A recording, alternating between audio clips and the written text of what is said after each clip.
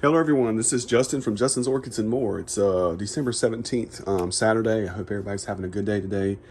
Cloudy day here, getting ready to get chilly this coming week. And I'm trying to do some work here in the greenhouse. And I don't see a whole lot of people, making videos on repotting Bulbophyllums and whatnot. So kind of want to show you guys a couple of examples of how I like to grow them. You can grow them mounted. They do well on mounts. This is one, I kind of like this mount, and I always wondered what I wanted to use this piece of cork for. But about a month and a half ago, I put it on this mount with some cocoa fiber, and putting out some new growths here and there. They like shady conditions, not really bright light, good indirect light. They like to stay moist. They really don't like to dry out. So that's one example. And, I have mine, like I said, in an area where they don't get a whole lot of bright light. And here's two examples of ones that I really like. This is one of the rare ones I have in my collection, and I'll throw the name up. I think this one came from Orchids and Stew. And it's doing good. Like I said, they don't like to dry out. And yeah, this one's got a nice new growth there. This one has really interesting flowers. If I can find a picture of the flower, I'll show you. It's putting out some new growths. That plant's doing fine. Let me move this one out of the way. This one here, actually, this was a good buy off of eBay earlier this year. This plant was like $12 to $15, I think. Bulbophyllum Memorial Howard Glen. And yeah, that was a good price. And it's also in spike right now. That'll be the first time I see the blooms. Maybe I can look up the blooms and show you what they look like. But yeah, good looking plant for $12. Doing very well. Pick some of this stuff out of here. I like how the moss grows in the pot like that. Looks very natural. So I like that. But yeah, so what I have to do today, I want to repot this one that I got from Yoshi and get it situated in this pot, this little clear pot right here. This is the juice container that I cut. I use a lot of these a lot of times, drill some holes in the bottom and use that. And then here's one that I need to address. This one's been like this for a while. It needs to be in a better stable pot, so to speak. I kind of want to do it like I did this one. This is one of the baskets that I got from Paula, and this is which one is this? This is Bulbophyllum longiflorium Crown Point. Maybe I can find a picture for it, but I did this one about a week or 2 weeks ago, and a lot of these Bulbophyllums are ramblers. It don't matter how much you try to keep them in a pot, they're going to ramble. And but I got this one, I kind of like how I did this. I just put some cocoa fiber around the bottom, some Orchiana bark in the top, and a little bit of rocks. And it seems to be growing pretty well. So I kind of want to do this other one like that. But first I want to address this one that I got from Yoshi. And what I'm going to do is just try to clear some of this sphagnum moss. I don't necessarily want to get rid of it because it's not in bad shape. In fact, I'll leave a little bit, kind of like that.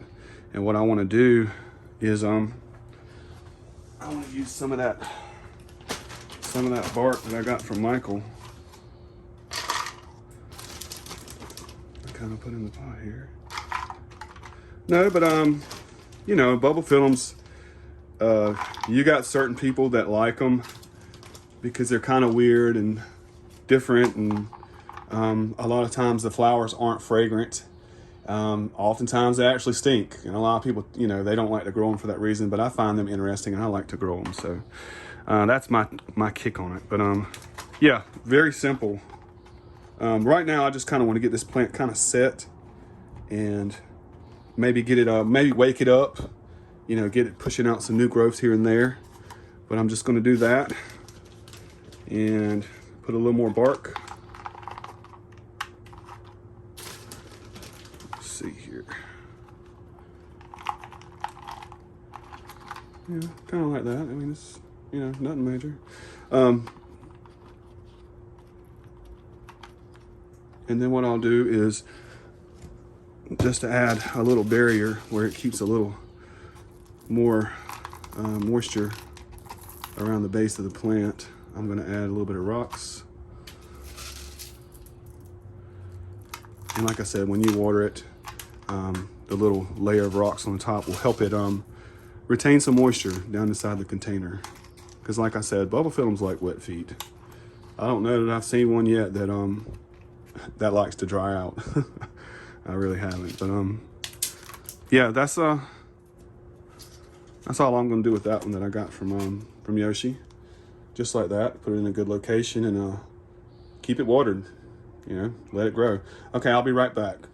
All right, guys, I'm back for this one right here. This is I'll put the name up. I think it's Chlorophornium. I'm not sure, but I'll see if I can find the name and a picture of what the blooms look like. I know they're little burgundy blooms, kind of like a daisy chain. This orchid has not bloomed for me in 3 years. So it's time for me to kind of move it around and see what I can do. And what I did with this one, you know, I had another plastic container and I had cut it, and but I had this one on a piece of cork, and the plant's, you know, plant's done pretty well as far as growing, but I can't get it to bloom. And so what I'm going to do is I want to do something similar to what I did with this one, with this basket right here. And so, but I'm not sure if I want to set it up like this, or if I want to lay it down like this.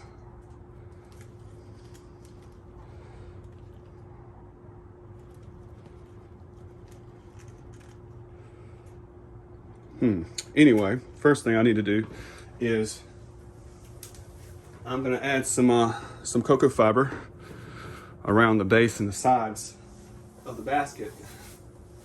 And all this is going to do for me, I mean, just because I have it and I need to use some of this fiber, this will help keep it, help retain some moisture.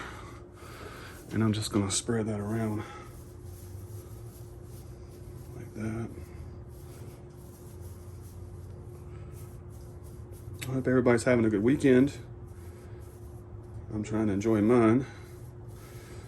Trying to get ready for Christmas. So there, kind of like that. And now, I'm just going to put some Orchiana bark in here. All right, let me see here. How do I want to do this? I think, see how this is coming out like that? How about,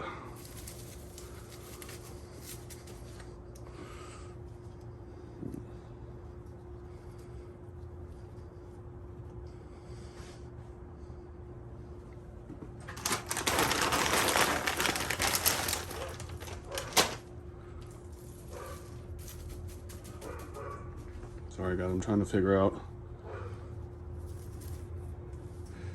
what would work the best. Push that down some.